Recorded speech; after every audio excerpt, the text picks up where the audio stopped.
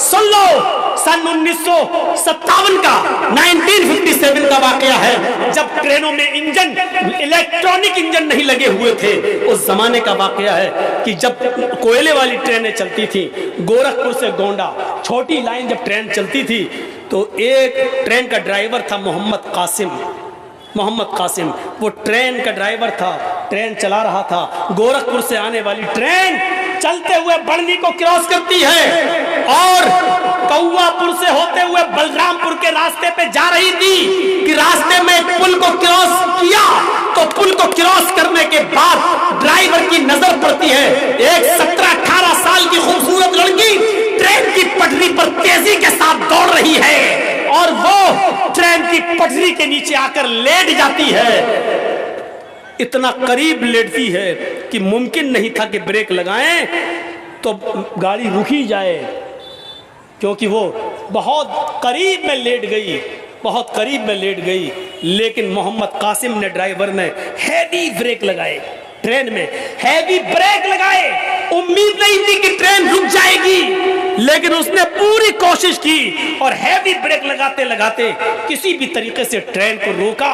जब ट्रेन को रोकता है और ट्रेन पूरी तरीके से रुकती है तो क्या देखता है, उसमें और लड़की में सिर्फ एक बित्ते का, एक बालिश्त का फर्क है। अगर एक बालिश्त और गाड़ी बढ़ जाती तो लड़की के ऊपर चढ़ जाती। लेकिन मोहम्मद कासिम जब ट्रेन के इंजन से उतरता है, इतने में खेत में काम करने वाले मर्द और औरतें वहां आ जाते हैं और देखते हैं, लड़की को उठाते हैं। लेकिन क्या देखते हैं कि लड़की हार्ट अटैक से मर चुकी है। लड़की ट्रेन उसके ऊपर चढ़ने से पहले मर गई। लड़की जब लेटी और ट्रेन में ब्रेक जब लगे और ट्रेन जब उसके पास आई, उसके खदशे से, दहशत से उसके दिल को अटैक पड़ता है और लड़की मर चुकी है, लड़की अब जिंदा नहीं। मोहम्मद कासिम ने कहा, मैं 20 साल से ट्रेन चला रहा हूं, मैंने जिंदगी में इतने हैवी ब्रेक कभी नहीं लगाए जितने आज लगाए, और मैं आज खुश था कि मैंने एक लड़की को बचा लिया है। मैंने पूरी कोशिश की उसको बचाने की, लेकिन हमने अपने जलसे में एक मौलाना को अपने गांव में ये कहते हुए सुना है, मा तशाऊना इल्ला यशा अल्लाह, जो तुम चाहो जरूरी नहीं कि वो पूरा हो जाए जब तक कि अल्लाह न चाहे। मैंने इस लड़की को बचाना चाहा और बचाने की पूरी कोशिश की, लेकिन इसके बावजूद मैं बचा नहीं पाया। मैंने ट्रेन को रोक लिया लेकिन लड़की को नहीं बचा सका, क्योंकि लड़की की मौत का फैसला अल्लाह रब्बुल आलमीन कर चुका था।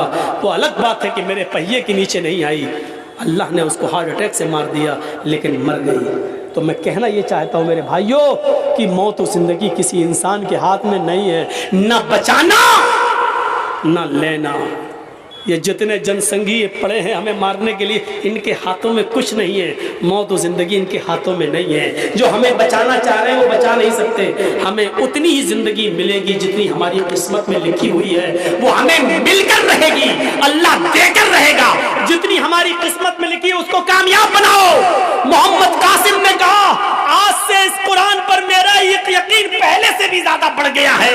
यकीन तो पहले भी था, लेकिन आज और ज्यादा यकीन बढ़ गया है इस बात पर कि मौत और जिंदगी लेने और बचाने वाला कोई और नहीं, वो अल्लाह है। हमने बचाना चाहा, कोशिश भी की, लेकिन बचा नहीं सका।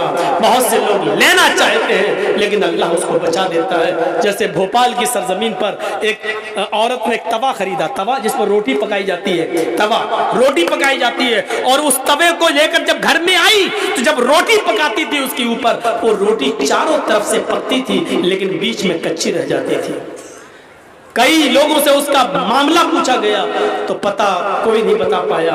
आखिर में किसी ने कहा कि बीच के हिस्से को तोड़ के देखो, और जब भोपाल के अंदर उस बीच के हिस्से को तोड़ा गया तो एक जिंदा रेंगता हुआ कीड़ा निकला, और वो रेंगता हुआ निकला और निकल के वो भाग गया। इतना छोटा कीड़ा।